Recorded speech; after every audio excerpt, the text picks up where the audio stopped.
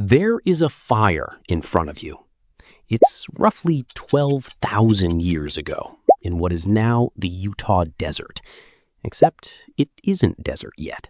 It's marshland, cold, at the tail end of the Ice Age. You spent the day hunting ducks. Their bones are scattered around the hearth, thousands of them. And now, as the fire burns down, you do something that no other animal on Earth has ever done, and that almost every human society after you will do in one form or another. You take a plant that has no calories, no nutrition, nothing your body actually needs, and you put it into your mouth or into the fire on purpose to feel something. That plant was tobacco. And we know this happened because in 2021, archaeologists digging at a site called Wishbone found 4 tiny charred tobacco seeds sitting in that ancient hearth. Radiocarbon dating put the fire at Around 12,300 years old. That pushed the human use of tobacco back by 9,000 years in a single discovery. 9,000. Before this, the oldest evidence we had was a pipe in Alabama, around 3,000 years old. And suddenly, here was proof that people were using this plant at the very end of the Ice Age, alongside spear points built for hunting big game. So here's the question this whole video is about. Why? Why would a species that spent every waking hour just trying to get enough calories to survive suddenly start consuming a plant that gives you nothing, that, in the case of smoke, actively makes you cough, hurts your lungs, and could kill you? Why did humans all over the world, completely independently, start burning plants and breathing them in? Because this isn't one culture's weird habit. This is something our species did again and again on nearly every continent. And it turns out the answer tells you something strange and deep about what human beings actually are. So let's go back to the beginning. Not of tobacco, of smoke itself. To understand why humans started smoking, you have to understand our unbelievably long relationship with fire. For hundreds of thousands of years, fire was the center of human life. You cooked with it, you slept beside it, you were warmed by it, and every single night you sat and breathed its smoke. And here's the thing nobody thinks about.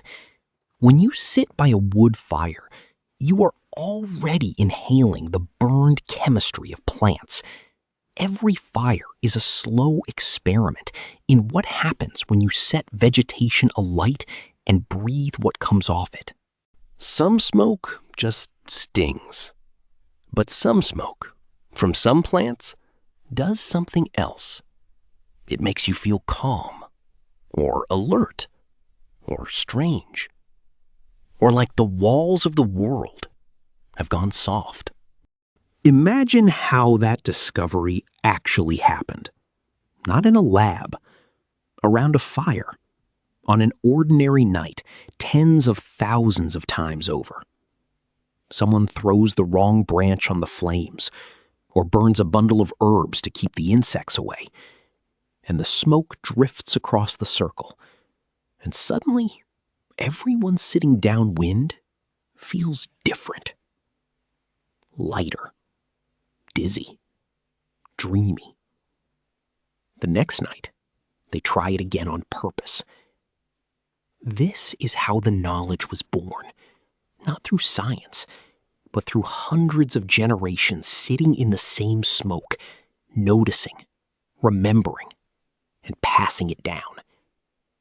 Every campfire was a laboratory, and every human who ever tended one was running the experiment. Early humans were, in a very real sense, the best botanists who have ever lived. They had to be. Your survival depended on knowing which plants fed you, which plants healed you, and which plants killed you. A group that didn't know its plants died. And in the process of learning every plant in their environment down to the root, humans inevitably discovered the small category of plants that change your mind. The lead archaeologist on the Utah tobacco find put it simply.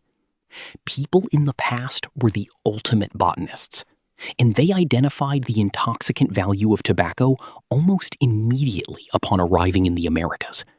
They didn't stumble onto it after centuries. They found it fast, because they were paying that much attention. Now, we tend to imagine that smoking started for pleasure or for addiction, but that is almost certainly backwards. For most of human history, burning a plant and breathing it in was not a habit. It was not a vice. It was a technology. Specifically, it was a religious technology. Think about what smoke actually does. It takes something solid, a leaf, a resin, a bundle of herbs, and it transforms it.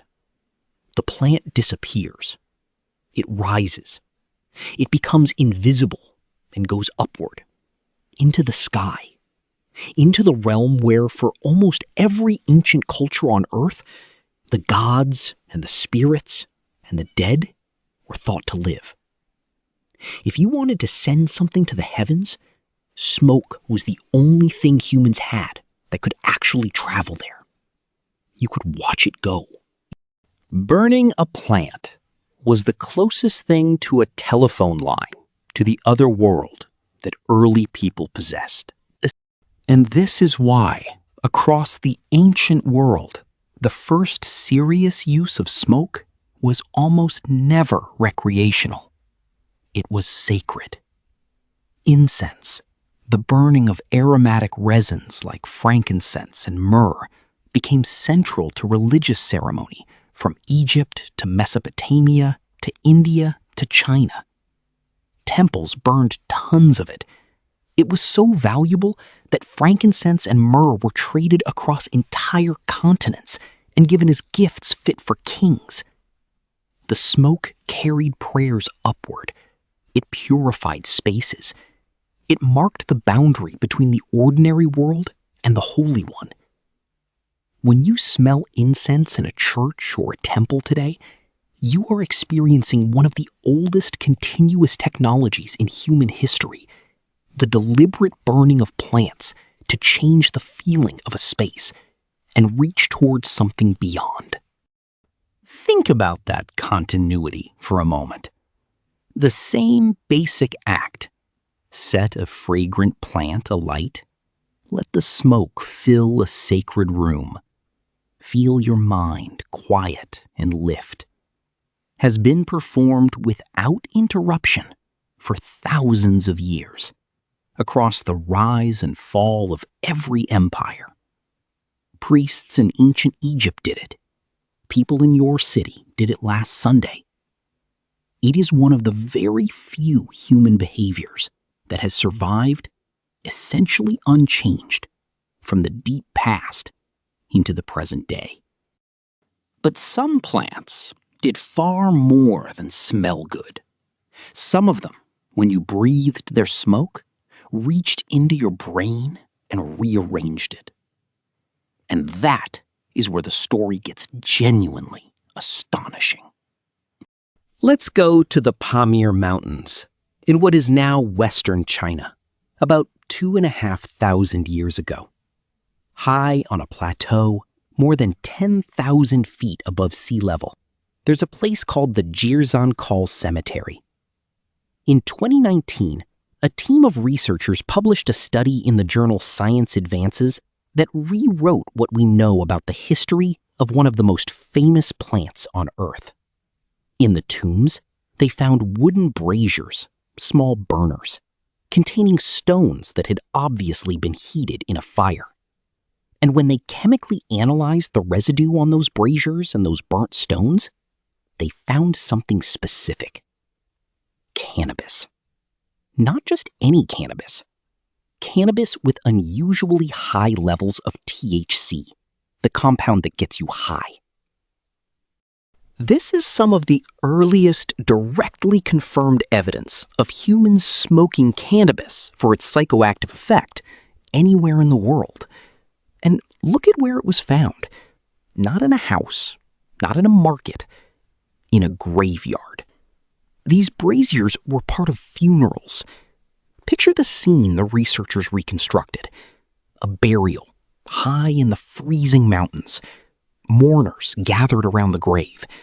Wooden burners filled with hot stones and cannabis piled on top, filling the air with thick, psychoactive smoke. There was also evidence of music, a type of harp found at the site, and human remains that showed signs of violent death. The researchers think this was a ritual to commune with the dead, or with spirits, or with gods. The smoke altered the minds of everyone present and carried the ceremony into another state entirely. And here's a detail that matters. Wild cannabis usually has low THC. The high THC cannabis at this site suggests that either people were seeking out special potent plants or that human cultivation was already nudging the plant towards stronger psychoactive effects. In other words, humans may have already been shaping this plant, breeding it, selecting it, to make the smoke hit harder. That's not casual use. That's a species deliberately engineering a mind-altering experience 25 centuries ago. The Pamir Plateau was a crossroads. It sat along the routes that would later become the Silk Road, where people, horses, wheat, and ideas moved between east and west for thousands of years. And the researchers think cannabis may have been one of the things moving along those routes, that the smoke and the ritual and the knowledge of the plant traveled with the travelers. Smoking wasn't just something people did. It was something that spread, person to person, culture to culture, like any powerful technology. Now, let's go back to the Americas, because tobacco has its own extraordinary story. Remember, the seeds in Utah were 12,000 years old, but they were seeds. We don't know for certain whether those specific people smoked the plant, chewed it, or brewed it. What we do know is that over the following thousands of years, tobacco became one of the most important sacred plants in the entire hemisphere. And crucially, tobacco was different from the tobacco you know. Ancient and traditional tobacco species were far stronger, potent enough that in high doses, they didn't just relax you. They could produce visions. They could send a shaman into a trance. Indigenous cultures across North and South America used tobacco not as a casual smoke break, but as a bridge to the spirit world. A shaman might consume enough of it to slow the heart, blur the edges of the body, and slip into a trance where visions came. Tobacco smoke was blown over the sick to heal them, offered to the land before a hunt, and breathed out as an offering at the start of ceremonies. It was so central that it was one of the first things carried, traded, and gifted between peoples across thousands of miles. This was not indulgence. This was one of the most respected and carefully handled substances an entire hemisphere possessed. Some scholars now argue that tobacco may have been one of the very first plants domesticated in North America. And here's the striking part. Not for food, for its psychoactive and sacred properties. Sit with that. One of the first plants that people in an entire hemisphere chose to cultivate, to plant and tend and protect and carry with them, was a plant you cannot eat, A plant whose entire value was what it did to your mind and your rituals. Before farming grain to fill their stomachs, some of these people were, in a sense, farming a doorway to the sacred. So we have this pattern showing up everywhere.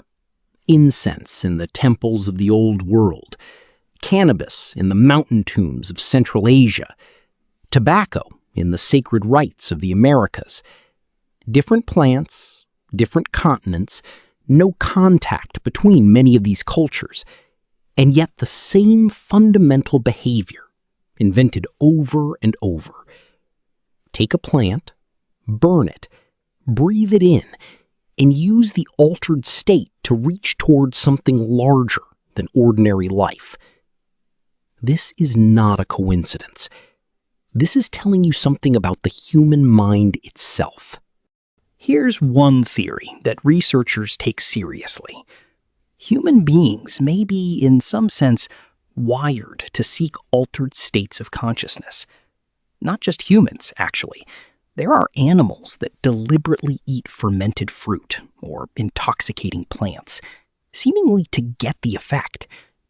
But humans took it further than any other species, because we could do something no animal can. We could attach meaning to the experience. We could build entire religions, cosmologies, and rituals around it. The altered state wasn't just a feeling. It became a tool for understanding the universe, for bonding a group together, for marking the most important moments of life and death. When a whole group breathes the same smoke and enters the same strange state at the same time, something powerful happens between them.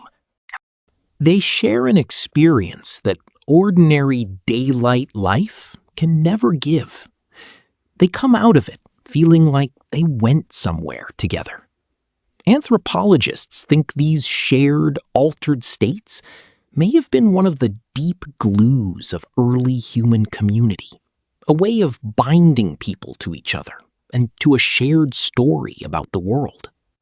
And smoke was the perfect delivery system for this, for a very physical reason. When you eat a plant, it takes a long time to feel the effect. Your stomach has to digest it. But when you inhale smoke, the active compounds pass through the enormous surface of your lungs and reach your brain in seconds.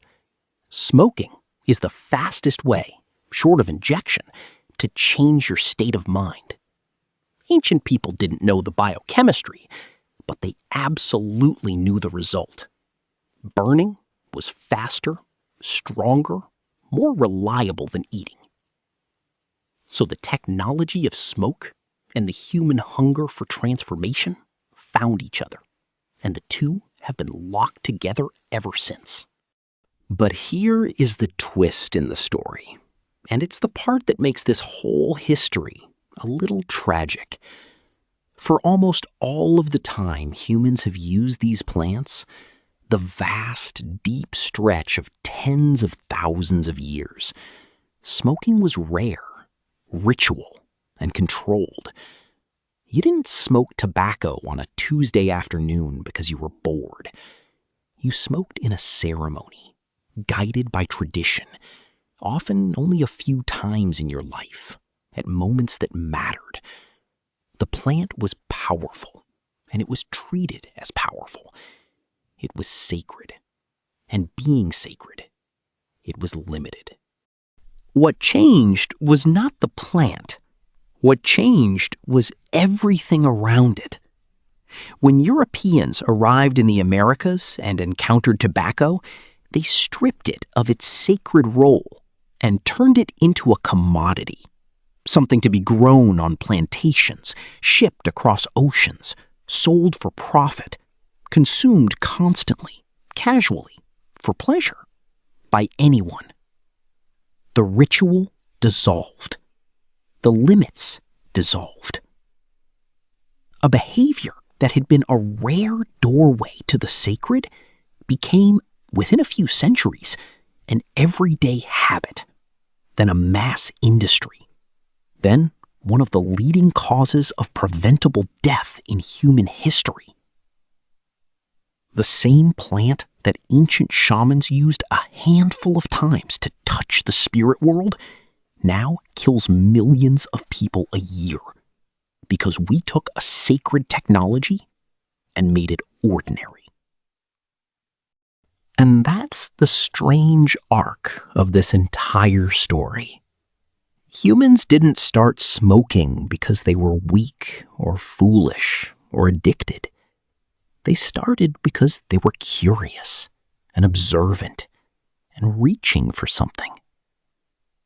They were the greatest botanists who ever lived, and they found the plants that opened a door in the mind. And they used that door with care for the most serious purposes they had: to bury their dead, to speak to their gods, to mark the great thresholds of existence. The smoke rising from a fire 12,000 years ago wasn't a bad habit. It was a prayer. So the next time you see smoke curling up from anything, a candle, a stick of incense, a fire, remember what you're looking at. You're looking at one of the oldest technologies our species ever invented. A way of taking something solid and sending it upward, into the sky, toward whatever we imagine is up there. For most of human history, that rising smoke carried our hopes, our grief, our reaching toward the infinite. Our ancestors looked into the fire, breathed it in, and for a moment felt themselves touch something beyond the ordinary world. They didn't have words for most of what they were feeling. They just knew that the smoke went up, and something in them went with it.